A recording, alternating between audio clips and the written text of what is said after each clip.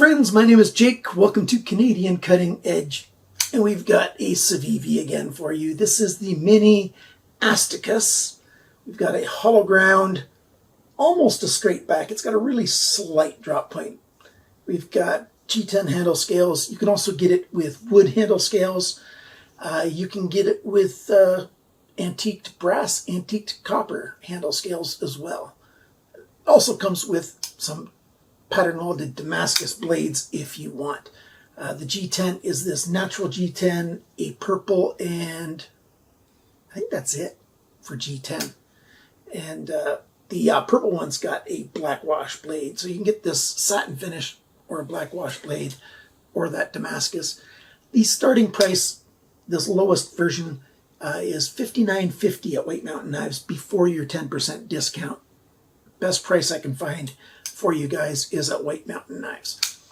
If you're in Canada and you want one of these, there's a pretty close price at integrityknives.com. This specific one is sold out, but they've got a couple of the other models, 3 of the other models available at a better price than Warriors and Wonders by a fair margin. And you get 10% off there as well. So there it's $84.99 Canadian. And this thing is right around just under 80 Canadian, you know, the White Mountain price after the discount. So, yeah, this is a pretty good knife. I've been pretty happy with it. We'll go over all the full specs. We'll take it apart. We'll talk about everything with it. I've done my thorough testing with it. Used it quite a lot. There's a couple of little, I wouldn't call them hot spots, but just mildly annoying things to do with the pocket clip. But overall, I think it's a pretty good knife, and I'll tell you the specific reasons why. They got it pretty sharp, but the sharpening on this thing is pretty poor, just like most knives that I review. Usually I talk about how poor sharpening is done at the end of the videos or late in the videos. I know half of you guys don't watch that far, so I need to put this early on. Factory sharpening, and not how sharp it is, but the angle that they sharpen the edge at, it is terrible across the board. I'm not talking about Civivi specifically. This knife is actually done quite consistently. But any knives, like I'd reviewed a Kubi a couple days ago, 8.4 degrees angle difference from the heel of the blade to the tip of the blade on one side. And that's pretty normal. Well, that's a little extreme, but it's pretty normal to get 4 or 5 degrees angle difference along the length of a knife from every single manufacturer, not just the ones in China, all of them. It's just the way they do it. In the context of budget knives, in that context. And I'm hoping that knife reviewers will start measuring the grind angles on the knives, not just in one spot, but in many spots, so that they will present that in the public. And when the public hears about how badly these things are sharpened, I mean, the wide general knife collecting community, because I've only got, what, 13,000 subscribers? Yeah, that's a good number, but there's way more than 13,000 collectors of knives or knife enthusiasts. We need to get the message out there how companies are sharpening their knives so that we can pressure them to do a better job sharpening. That's my rant for this video. Let's get to the tabletop now and take a good close look at this thing. Here she is. I think that's a good looking knife. I'm a big fan of a nice hollow grind. This thing's very thin behind the edge. It cuts and pierces like a dream. It's not a very stout tip. It's the exact opposite. It goes in easily into most materials. By the way, what steel do we have on this thing? We've got 10CR15CO MOV, which is VG10 basically. So a nice VG10 steel, nice satin finish, beautiful hollow grind, slightest drop point, like I said. There's a big swedge that doesn't go right to the tip, but most of the way. And a very fine tip there, very thin edge. Sharpener's choil is big enough to be coming past the plunge, which is good. And we've got sort of a flat edge here. It's not really a forward choil, but you can get your, the end of your finger over that if you want to do some close-up cutting. And with the sharpness from the factory edge, I wasn't too nervous about doing that. It's a little bit sharp at that heel, but if you're careful, you can do that. No jimping on the spine. If you do put your thumb forward on that and try cutting hard with stuff, it doesn't work all that well. Well, it works, but because of how thin that is, it does get a little hot on your thumb when you're using that for hard pressure for extended use. So if you want to get a work knife where you're going to use a knife at work all day long, this is probably not the knife for you. But as an EDC knife, this blade is very, very efficient. It works well, it cuts well. It's a good knife. Badging, well, Civivi does very little badging. Right up here, sort of on an arc, if you're really lucky, you can see that it says the steel type right there, 10 Sierra 15 CO MOV. Other than that, you've got the C for Civivi right there, and that's it. That's all there is. Talking about the pivot now, we've got a liner lock and lockup, very good. Lock release, it's not a big cutout here. And this edge here, it's not super smooth. It does get a little hot on the thumb. If you're like fidgeting with this knife, after a little while, it does get a little annoying. If you've got tender thumbs like I do, yeah, you almost can see some marks on there. If your thumbs are all calloused, it's no problem. But a little bit of tenderness there, pushing on that thing, because you have to get your thumb right in there on that little edge. There's not a big side that you can push on. Problem? No.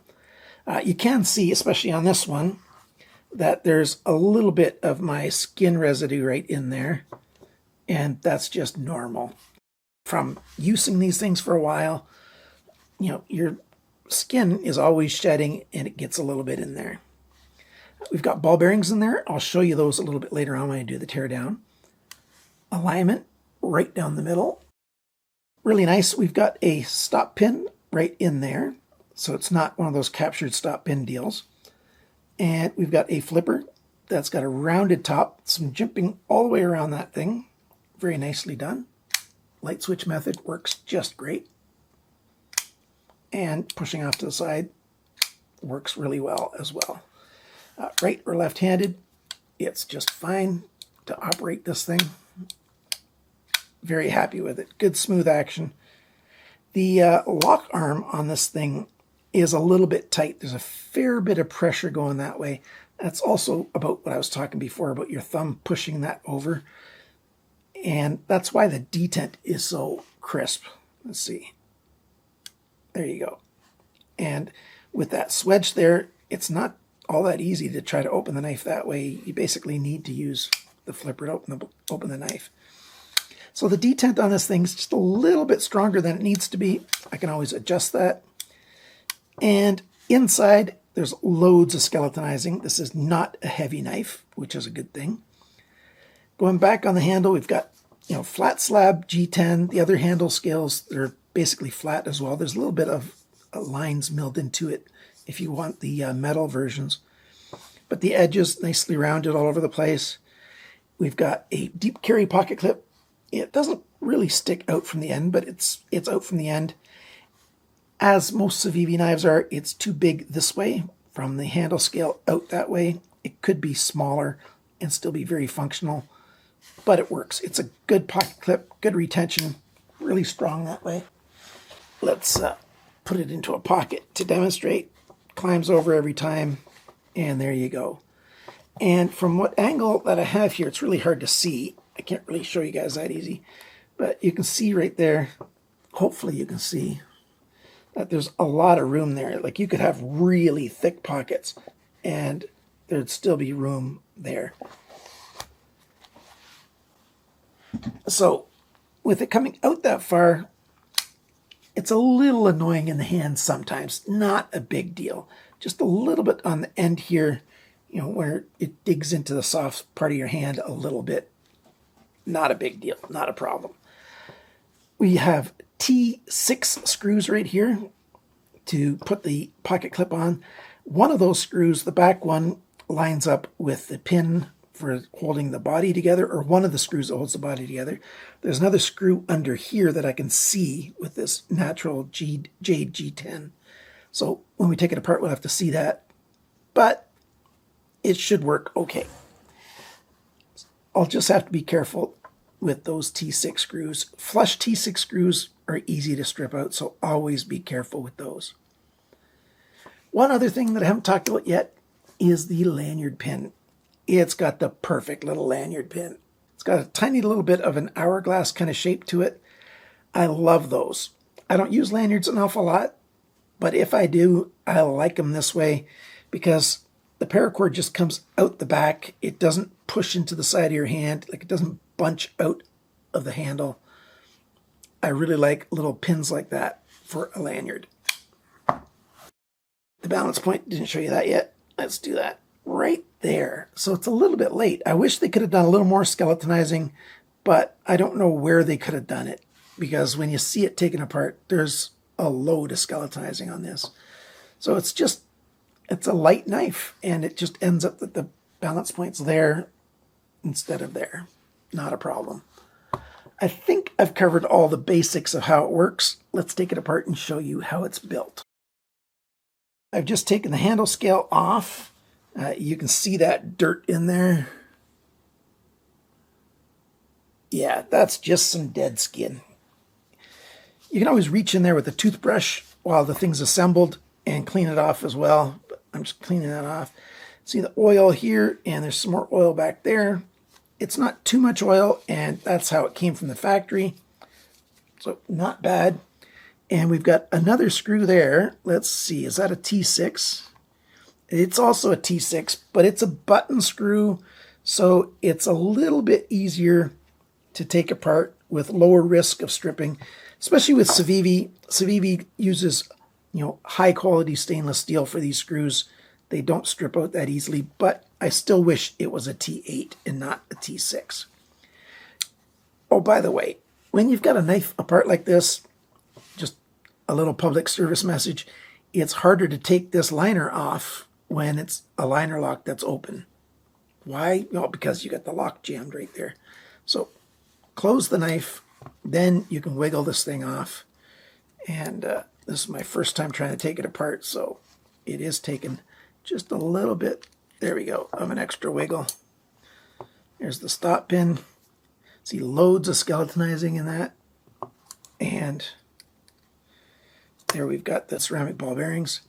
There's your back spacer and the pin right there. Now you need the back spacer. These pins don't have a shoulder on them, so you need the back spacer to put it back together and hold it just right. But yeah, well made. I don't really understand why they need oil for the back spacer though. That doesn't really make sense to me, because G10 against stainless steel is not going to rust all that easily. But see all this skeletonizing on both these sides? That's why it's so light. For those few people that haven't seen a Civivi taken apart before, they don't have D-shaped pins. What they've got is, a little bit of a notch cut into this head where the C is, and then on this side, there's a little bit of a bump, and it's just a perfect sort of key for the screw to go in there. And when it's just lined up, it stops that pin from spinning. So really well made. A lot of people like carrying big knives. I like carrying smaller knives. Well, how small is this? Well, it's not tiny. 84 grams, that's 3 ounces, so not heavy, certainly not super light, but it's a light knife. How sharp was the factory cutting? I measured 110 bests. A little better than average, so not that bad. A lot of that has to do with how thin it is behind the grind here. The cutting edge length, 80.3 millimeters, 3.16 inches. So yeah, it's not a 3-inch knife. From the tip to the closest spot on the handle, 82.8 millimeters, 3.26. So 3¼ inch blade. The thickness of the blade, at the thickest part, the flat here, 2.9 millimeters, which is 0.1145 of an inch.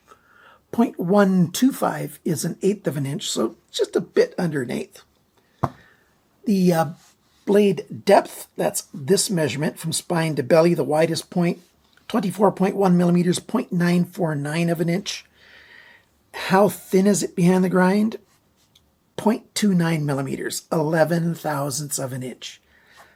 And since it's a hollow grind, it's going to stay thin for a long time. Loads and loads of sharpenings before it starts getting thick behind the grind. It's one of the reasons why I love a hollow grind so much. It is my favorite knife grind. And Civivi does more hollow grinds than most brands do. It's one of the reasons I like Civivi so much. The grind angles. This side, 26.5 degrees. This side, 26.1 degrees. That's the average. But like this one started at 26.6, ended at 26.4.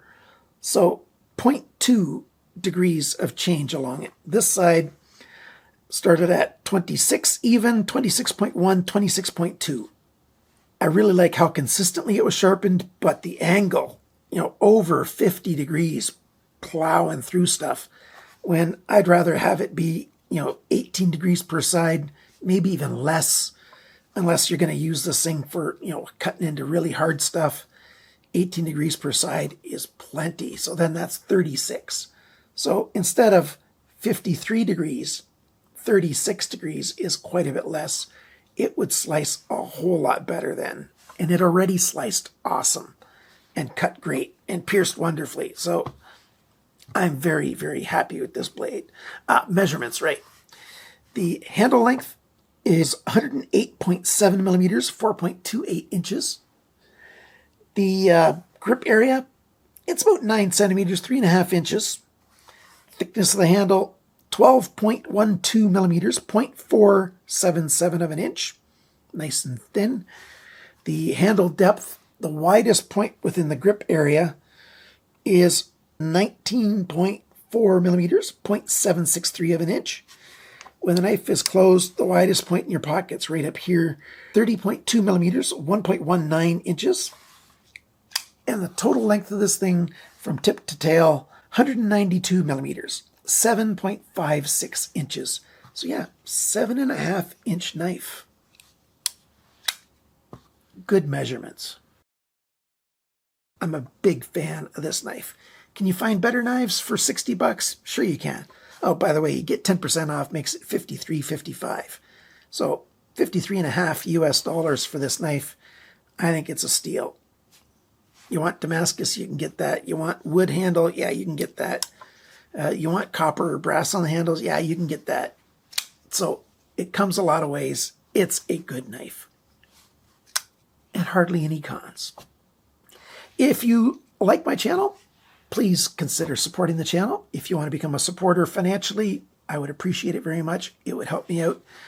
You get to win prizes every single month. One of my one of my supporters wins a knife of their choice that I reviewed in the previous month. By the way, Doug M., who won for last month, still hasn't contacted me. I guess my emails haven't gotten through to him. If anybody knows Doug M. from Australia, let him know that he won. Tell him to email me, jake@canadiancuttingedge.com. And got to get him a knife. Hope you like that. I'm a big fan of this. I will be dyeing this handle scale. I haven't done any dyeing yet, but it's one of the reasons why I chose this natural G10 version. So you will see a dyeing video sometime on this channel. Hopefully sometime early summer. Thanks for watching, liking, sharing, commenting, and subscribing. And remember, friends, cut towards your chum, not your thumb. Bye for now.